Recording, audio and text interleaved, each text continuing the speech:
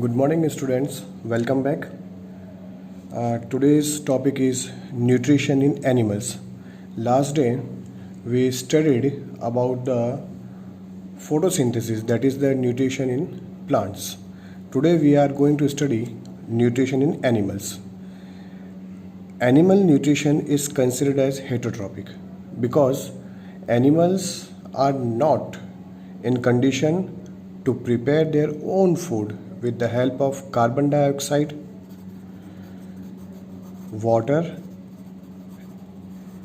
and sunlight. That means animals, including us, are not have such capacity that we can use all these things from the nature in the raw form. So that is why we have to depend upon plants for our food. Nutrition of animal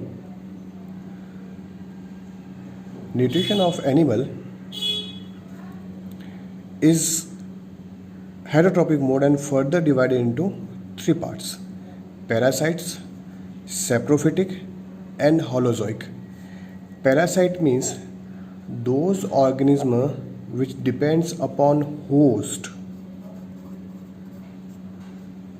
for their food. They always give harm, negative. They always provide negativity to the host.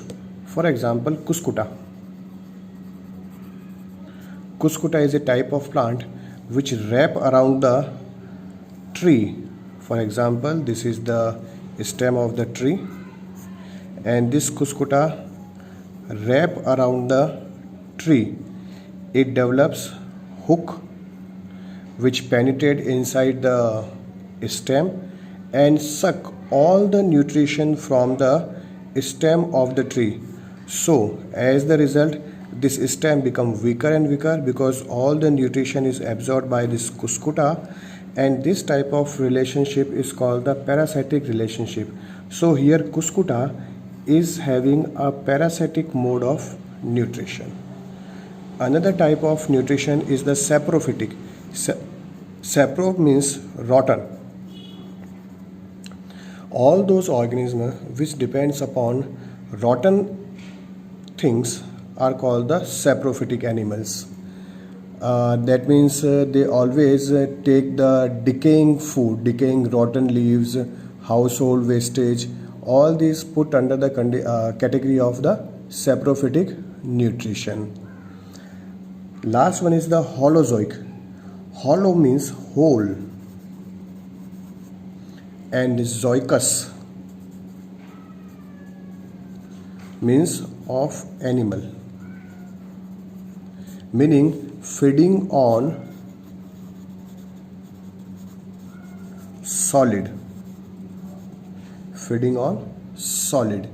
So holozoic mode of nutrition, when they take whole food inside the body, is called the holozoic nutrition. We are taking example of amoeba. This is amoeba, and let us suppose this food come near to the amoeba. Now what the amoeba will do? Amoeba will form a cup-like structure around that food, and then it engulf the whole food inside the body, and that is why it is called the holozoic mode of nutrition. So holozoic means to engulf whole animal or whole food inside the body. That is called the holozoic mode of nutrition.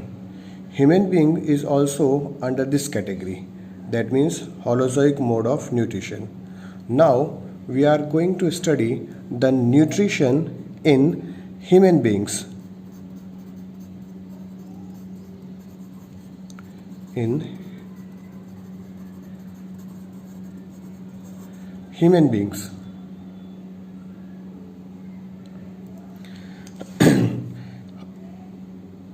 Human beings is having a tract that is called the alimentary tract. This alimentary tract starts from the buccal cavity and ends up to the last part of the alimentary canal, that is the anus. Now we are going to study the structure of the alimentary canal. First of all, food moves into the buccal cavity and then transferred to the stomach. This is the tube. It is transferred to the stomach.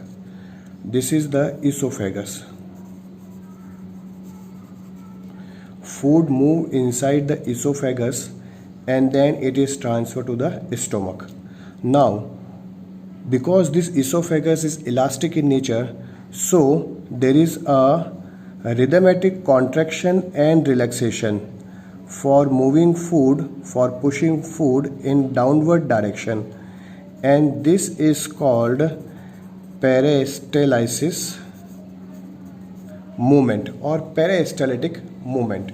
So the chewed from the buccal cavity is transferred to the esophagus and then transferred to the stomach. There is no digestion of food in the esophagus. From stomach, a tube arises that is called the small intestine. It is highly convoluted tube, and then it opens into the more wider tube that is called the large intestine. This is small intestine. This is large intestine. So first of all, food enters from buccal cavity to the esophagus, then to the stomach, then into the small intestine.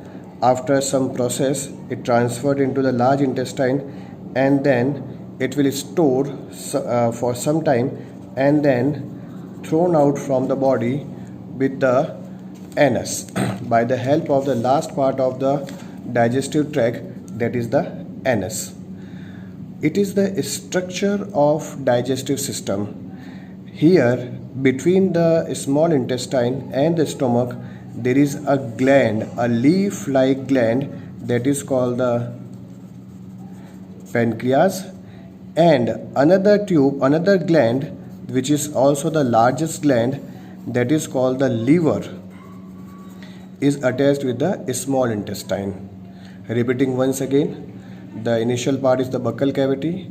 From the buccal cavity, chewed food is transferred into the esophagus with the help of peristaltic movement. It is moving down to the stomach. Stomach is further connected with the small intestine and the large intestine. Food is stored here for some time and then thrown out from the anus. Two main glands are associated with the digestive tract of human.